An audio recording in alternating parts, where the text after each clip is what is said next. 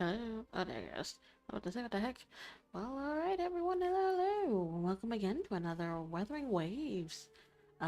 Before we hop back into where we pretty much picked up where we left off last stream, I do see we have a new follow over here on Twitch. Bobo Rizo?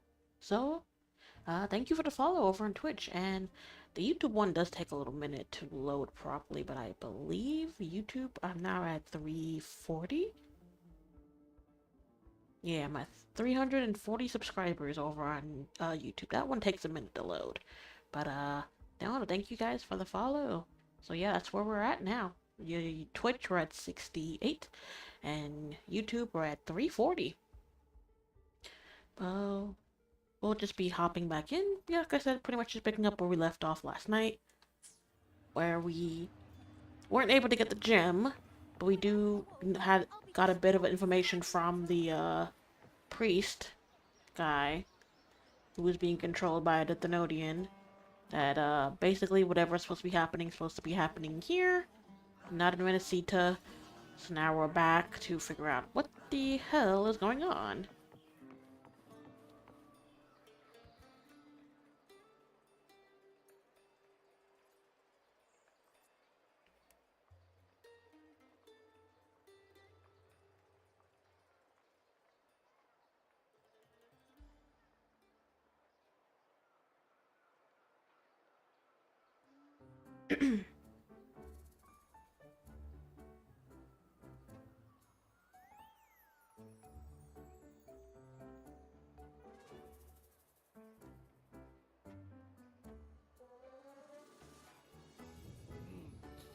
Muggy day. Sky's gloomy, air's all wet. Oh, man! At least let me finish my sentence. Ugh. Cold, cold, cold. Oh. A hot meal should warm you right up.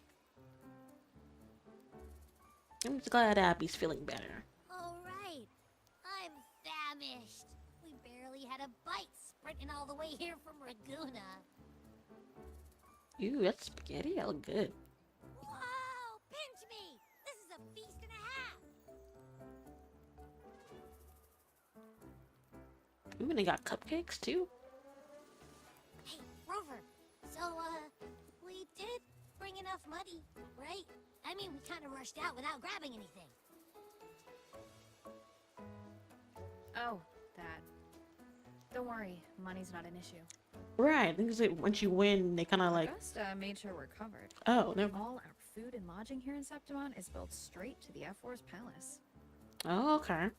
But Well, that was because we won. We can go overboard. I think the owner might have overdone it a little. Ha! Better get used to it. You're the champ of the Great Aegon. That's what I thought it was. I thought it was a perk And for you know winning. me. If food's on offer, I'll be a scoffer. Yeah, no leftovers, guaranteed. And that shrimp. And then like soup.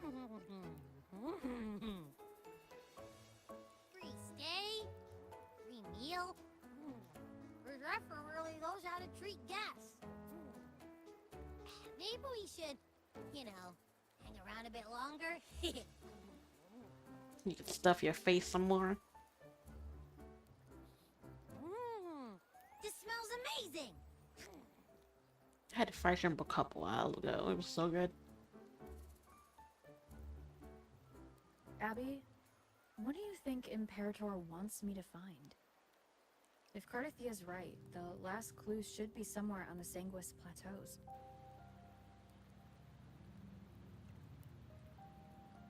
We're so close to the finish line. Just one step away. But our pace has slowed. Relax. We're already back in Septimont. What's the rush? We don't know what the Fraxes are up to, especially now that they have that I gem. remember Lupa said there's this weird blight cloud hanging over the Sanguis Plateaus.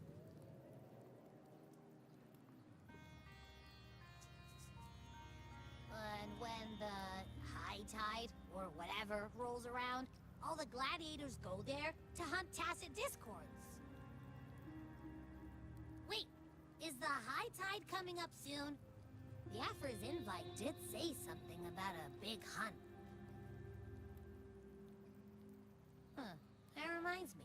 Aren't we supposed to meet her today?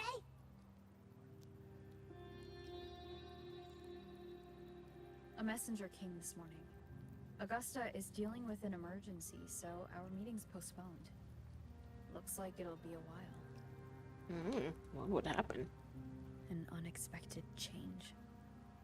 It's throwing everything off course. I don't like the feel of it. And why me for this hunt? If it's about the Great Aegon, the messenger said none of the other gladiators were invited. Really? Not even Lupa? Who knows? Maybe she just wants to test her strength against you. Typical Septimontian, right? You think so? I've only met her a few times, but I doubt she acts on such simple impulses. And as the Ephor, can she really thoughtlessly do whatever she wants? Guessed from afar, you possess eyes as clear as crystal. But Who are you? what troubles you so that eyes once bright as the highland sky now darken with rolling clouds?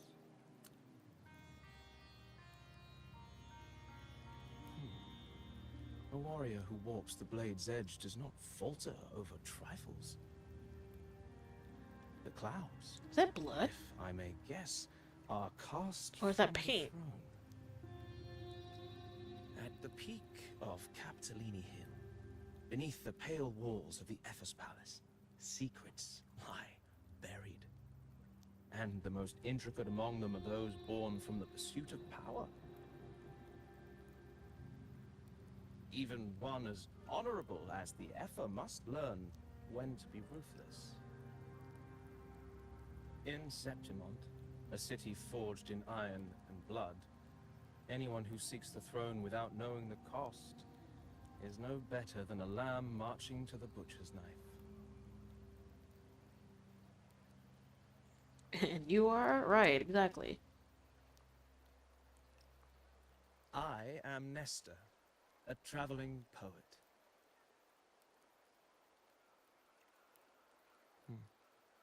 The rains in Septimont never seem eager to leave this season. Okay, so this is normal occurrence. If you are curious about the Ethel, then allow me to say that nothing would honor me more than to offer even a modest service to the champion of the Great Aegon. Wait, how do you know she's the champion? And all that stuff about the F-War, too? Huh? Your eyes. Were we talking too loud? To see and to hear are but two of the many ways to perceive. Trusting the senses is a habit, a natural expedience, but not the only option. Truth be told, I've been gathering inspiration for my next epic, and its protagonist is none other than Augusta, the Ephor of Septimont. That's why I speak of her with some familiarity. I have a feeling your tale with her will soon be written. And knowing more about those who walk alongside you is rarely without its benefits.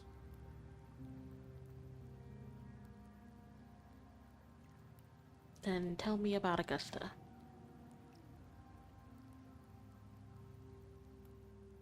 Augusta. A girl of humble birth, a resonator of modest talent, a commoner without noble patronage. And yet, from the den of wolves that is Septimont City, she rose and eventually claimed her place. Give me a sec.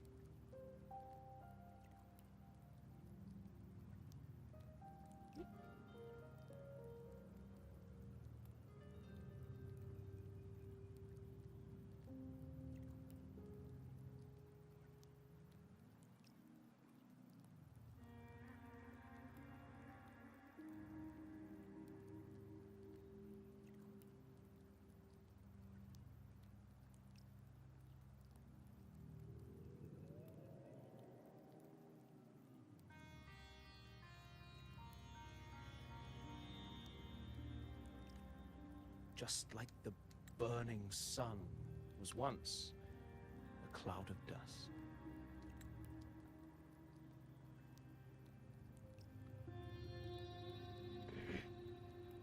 Hold on.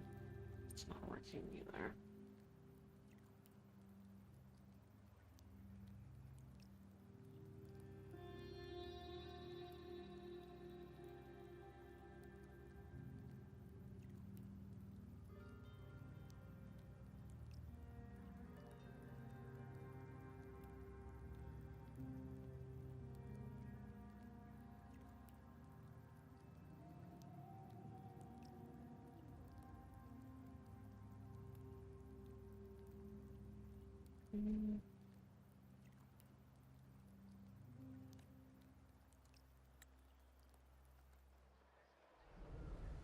Damn it.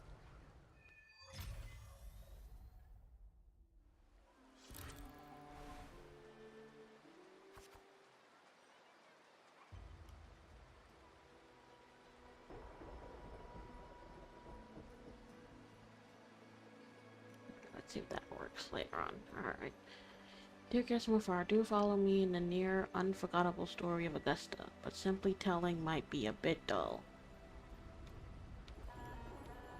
What methods do you have in mind?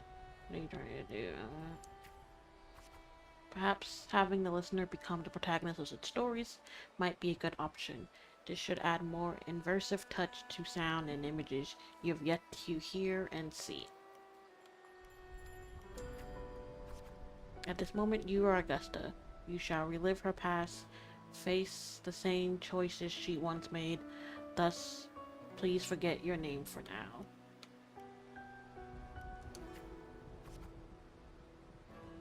Hold on.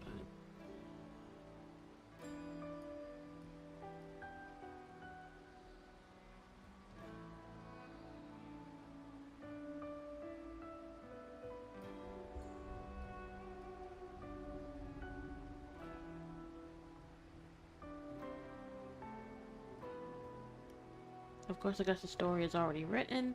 No matter what choices you make, they will not alter our reality.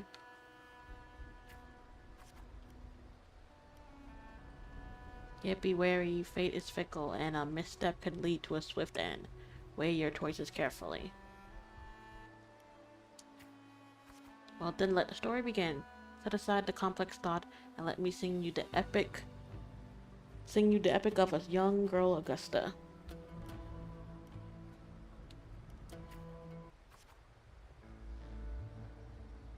A gentle, warm light begins to blur your vision. You slowly close your eyes. When it's clear, a small, frightened girl clutching a sword stands amidst the ruins. A group of Sicilian Septimont gladiators stand guard around her.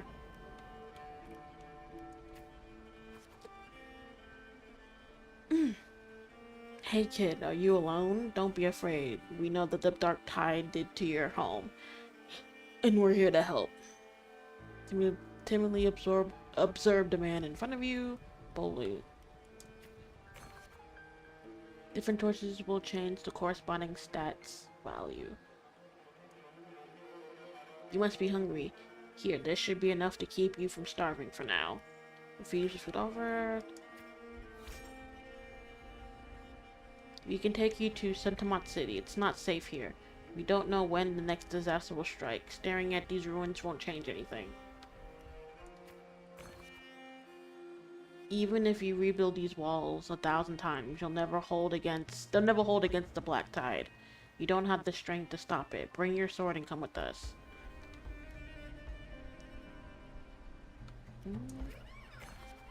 Gladiators shake their head and pat your shoulder. Look back at the ruined village. Follow them. Remember to maintain a size balance. The story ends. Most options 0. The story chapter is complete once the corresponding goals are met. In the end, you chose to leave the village. The gladiators' words reveal a bitter truth. You lack the strength to protect the home you are leaving behind. In your travels, you engage with gladiators. Stay quiet. Following the guys, you arrive in the city of Septimont by ship. Wave them goodbye after arriving at the central square. Meanwhile, you notice the square is crowded with citizens. Remain quiet and anxious.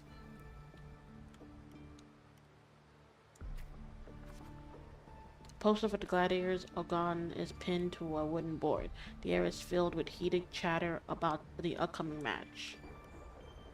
The gathering people push you towards the crowd. Draw closer to the crowd. You must know Septimont review strength. Here only the victor reigns. That is a law older than the city itself. You notice the passion-filled eyes of the Septimontians.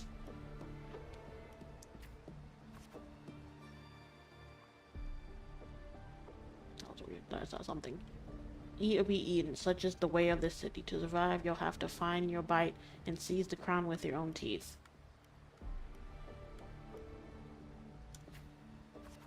You can stop thinking about the conversation. You realize that gladiators are the very symbol of strength in Septimont. If there's a way to dominate the arena, maybe you'll find the strength you're looking for.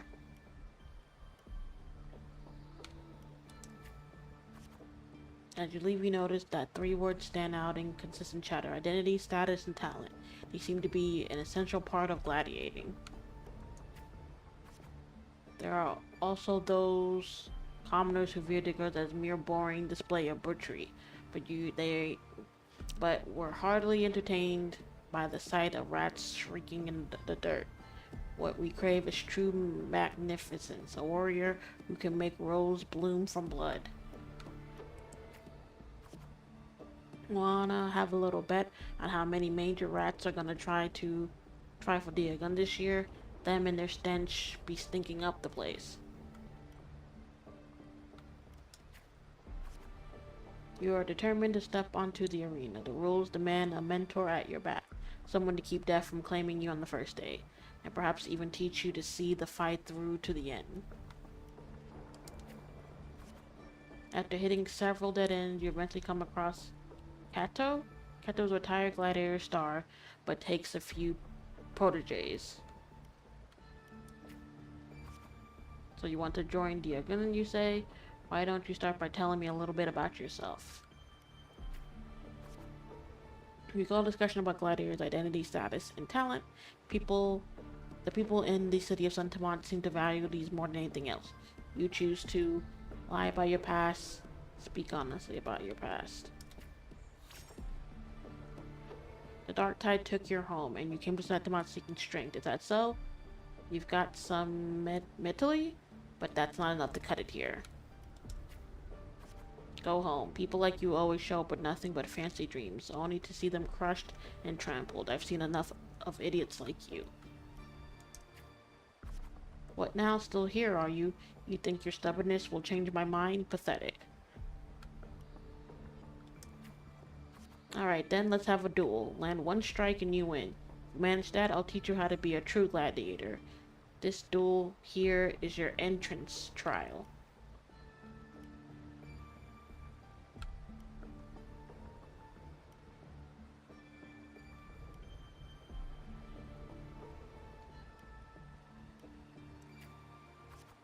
Blaze me in a sharp class.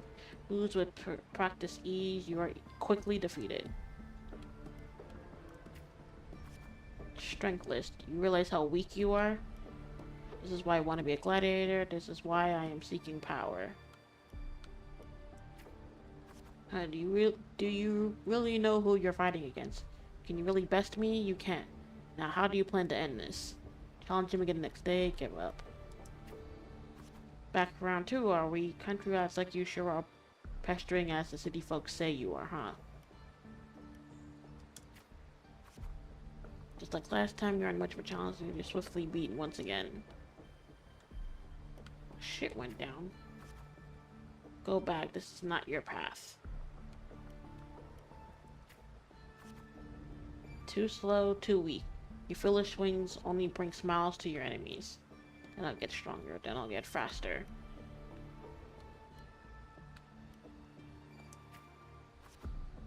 Is that your best? How naive. Well, I guess a rat that lived in the dark is never meant for the sun. Checkmate, you lose. Still not ready to give up? Why don't you sell your sword? We'll get you some food at least. You stand before it again, dragging your exhausted body nearly at your limit.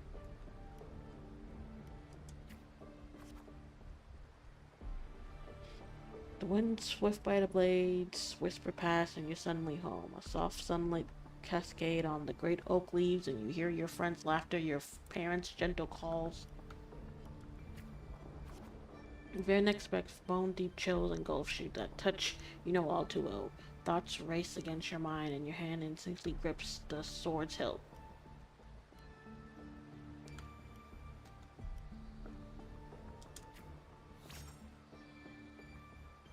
You seize the opening and land a hit on Kato.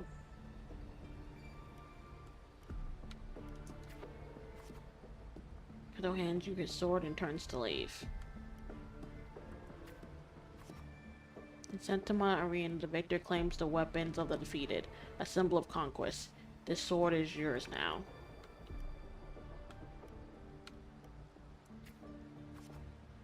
If you're determined to bite off that crown, do not fall before you get there. Augusta, that's your name, isn't it?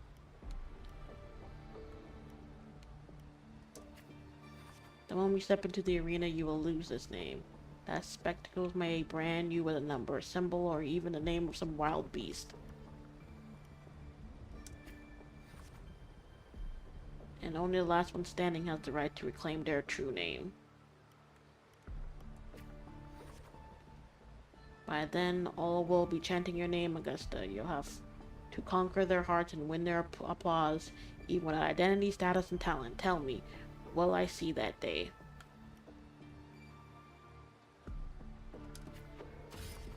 Training starts tomorrow, 6 sharp, right here. Ugh.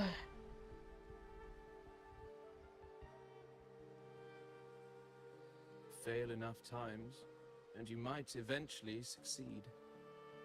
Should we call it resilience? Or mere stubbornness? Or perhaps, for a girl who has lost everything, there was never a second option. She had no one to trust but herself, and naught but a blade to hold. And yet, as the first stanza of an epic, this is nothing extraordinary. Since the lament, across the scorched lands of Solaris, I've heard this story repeat itself, again and again. Greatness. Yes, our era has certainly seen it. But true greatness is never found on the first page of a story. Courage, glory, and honor. Such immortal virtues have been etched in tablet and stone. They are never forged overnight. Light as a thread, elusive as the wind, they weave themselves into every twist of fate, tangling with every insignificant choice we make.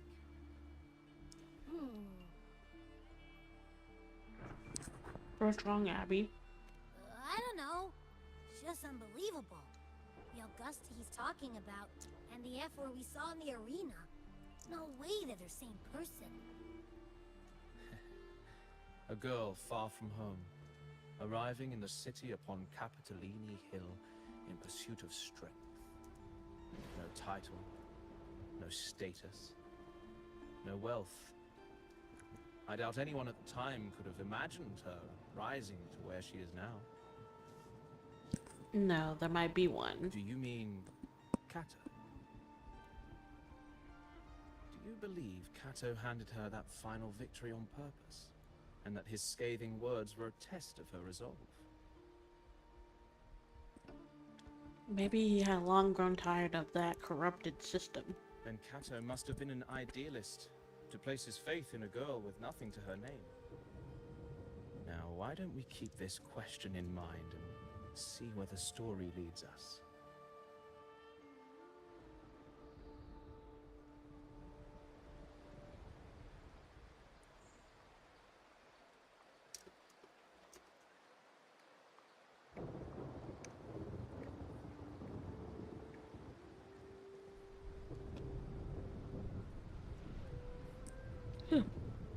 Glad by that I needed to walk some drink of water, cause oof.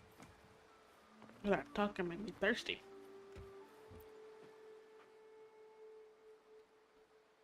Are you ready to listen to the epic of the blazing sun?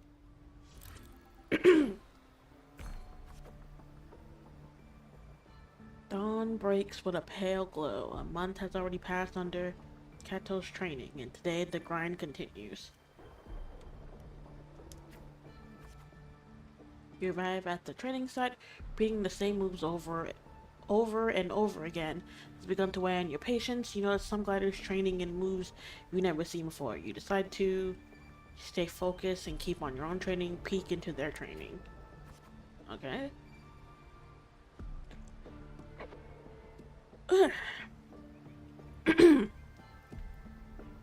You reflect on your training. It's always you alone, facing the wooden post, patching yourself up over and over again. Day slips by and the gladiator gun draws near. Today, Kato will give you one final lesson. I've done all I can to prepare you. Now you're on your own. Here's my final task for you. Tell me, why do you want to become a gladiator? What pulls you through all this training? You already know the answer. Sure, yeah. Your ideals have never faltered since you left home. To be strong enough to protect others. You meet Kato's glaze and read him the answer in your eyes.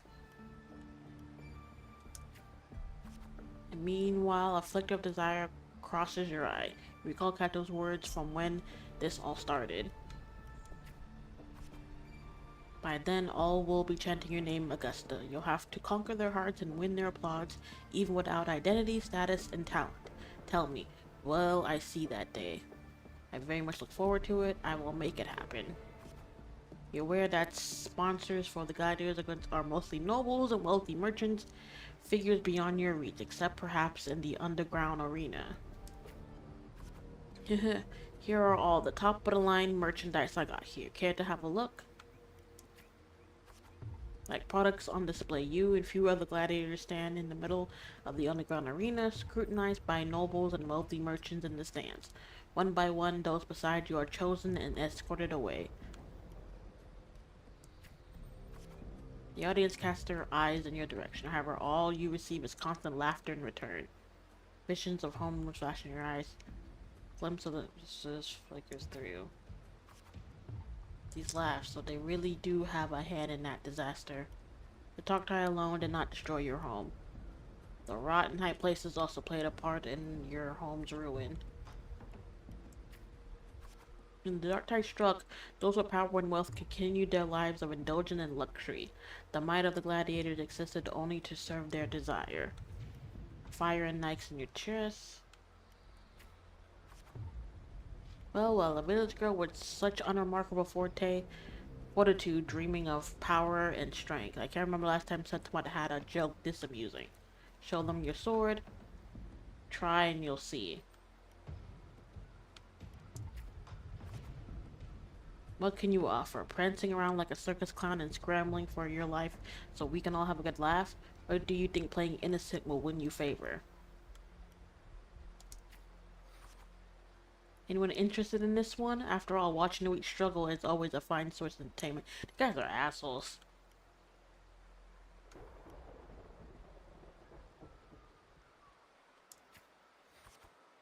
Entertainment, you say, huh? In Septimont, strength defines wealth. We shouldn't be so quick to judge a gladiator who offers herself. You turn your view towards the voice. With heavy steps, and a well-dressed old-school noble walks down from the stands towards you. He smells of rotten stench. It's unlike the smell of rats, as the Septimontians had put it, but a foul odor of power and wealth. You frown at the old-school noble, silently clench your fist. I engage only in profitable ventures. To stand in the arena, you must prove your worth. I have 3 trials for you. Fight them, and we may speak further, brave young lady. You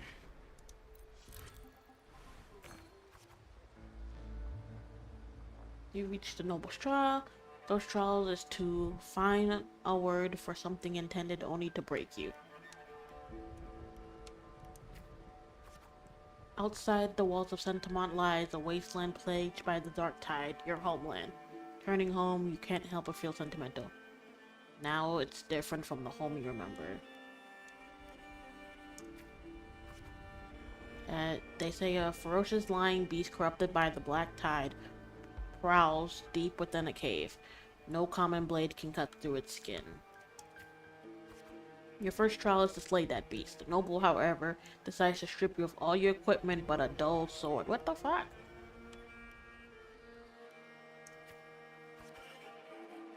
Give me a sec.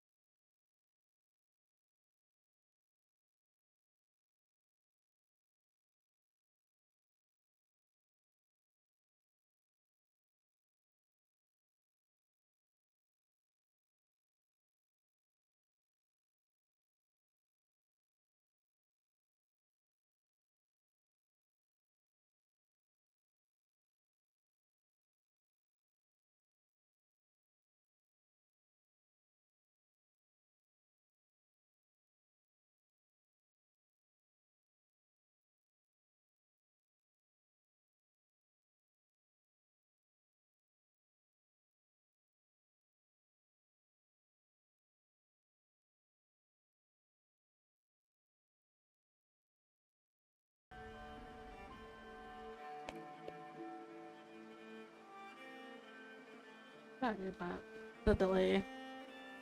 Just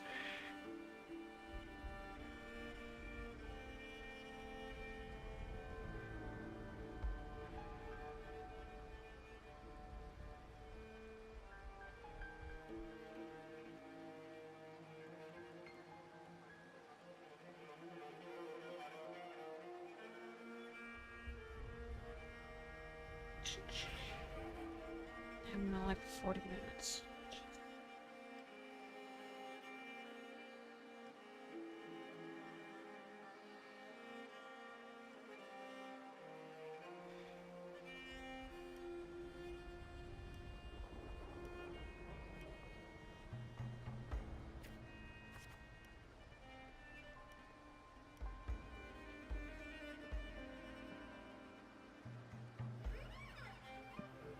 When the first ray of the sunlight split the cloud, the cave revealed itself, breathing death. Before you can get a clear picture of the cave, a crushing force presses down upon you.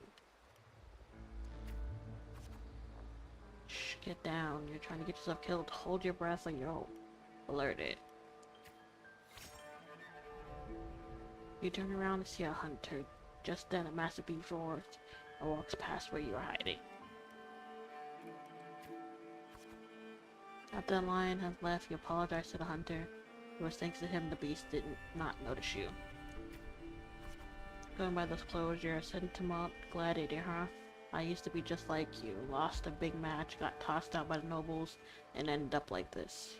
With nothing but their playthings. Skills honed for battle are now merely tools for survival. Septimont has abandoned the strength it desperately needs. You pity such reality. Only a madman got after that lion. His words are rough, but eventually he tells you everything he knows.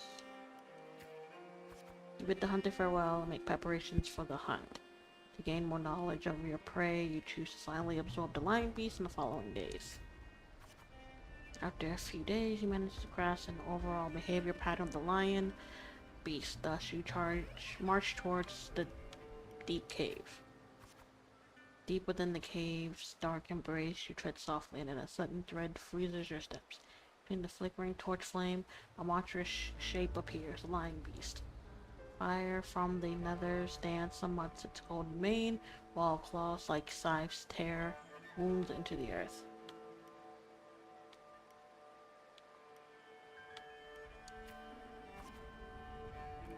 As expected, your sword fails. It's ineffective against the lion.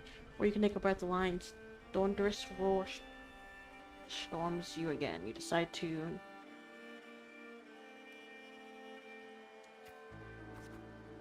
before the lion pounces on you, slash with all your strength at the satellites above. It crashes down into the lion's gaping jaw.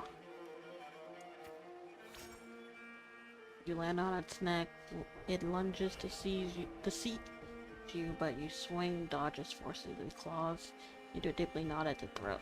Seeing your chance, you give a final pull, and the beast struggles itself in a frantic struggle. Trial has ended, and you drag your exhausted body towards the stream. Clear water cascade down into the mountain valley, and the dense forest slumber quietly in nature's cradle. You rinse your blood-stained hands in the water.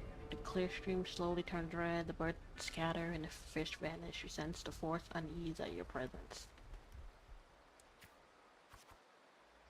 The critters' panic plunge you into reflection. For the first time, you realize that power can instill fear.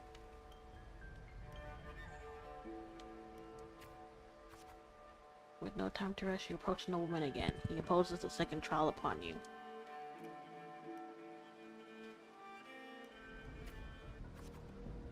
Killing a mad beast is hardly an achievement. I'm sure you're aware, girl, that all warriors of Septimont have two lives. One by their parents and the other by the sword. You may consider the sword in the gladiator's hand as their life in the arena. For your second trial, bring me 100 lives. What the fuck? Prove to me you're worthy of standing in the arena.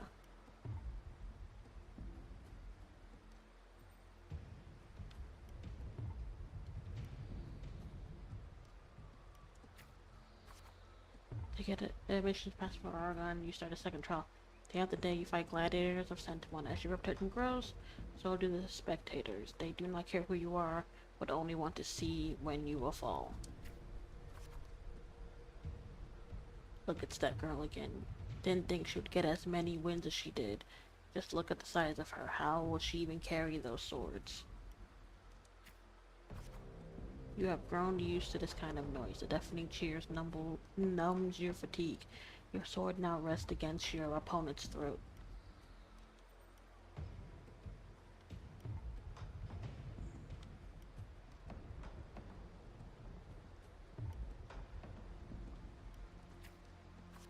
One by one, the gladiators you challenge grow in numbers. Those defeated kneel before you, offering their swords symbolizing their honor in both hands.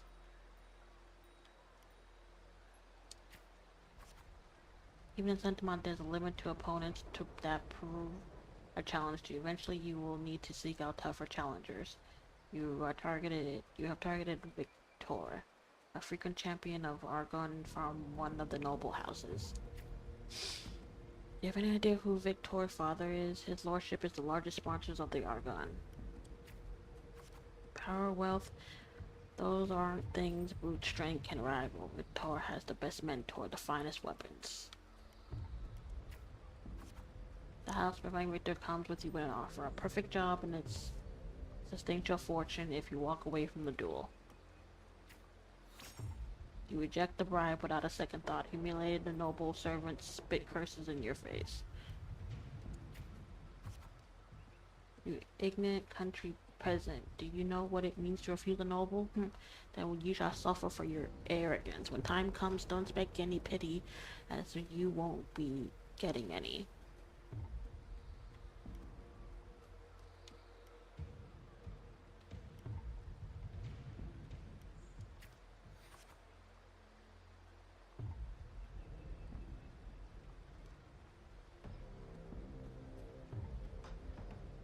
Silence. The rambling servant interrupt the contract. Let's go. There's no point in talking sense into an arrogant, ignorant fool.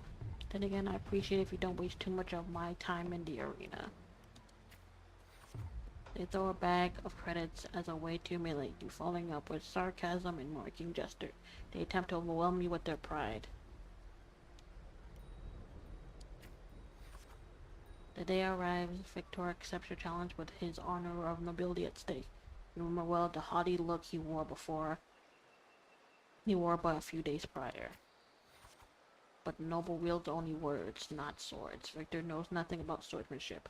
You easily defeat the weak and confident, I don't want to say that, casually lifts his pretty helmet with the tip of your sword. I have won, and I have cheated without wasting your time. Do you see? Your gilded lies shattered before real strength. The crowd erupts in cheers and applause. The nobles, unable to deny your triumph, lowers their head. Oh, what the?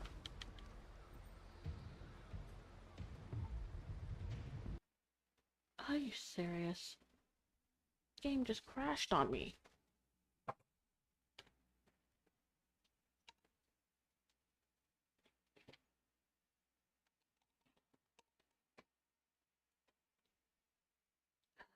See, I'm just so over it right now.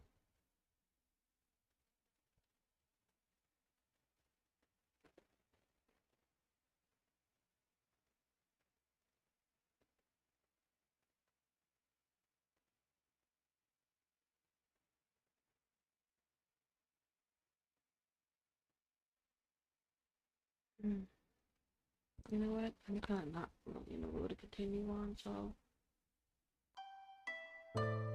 even though this is a little slower than usual, I'm gonna cut it here. So sorry about that, guys. Yeah, just what?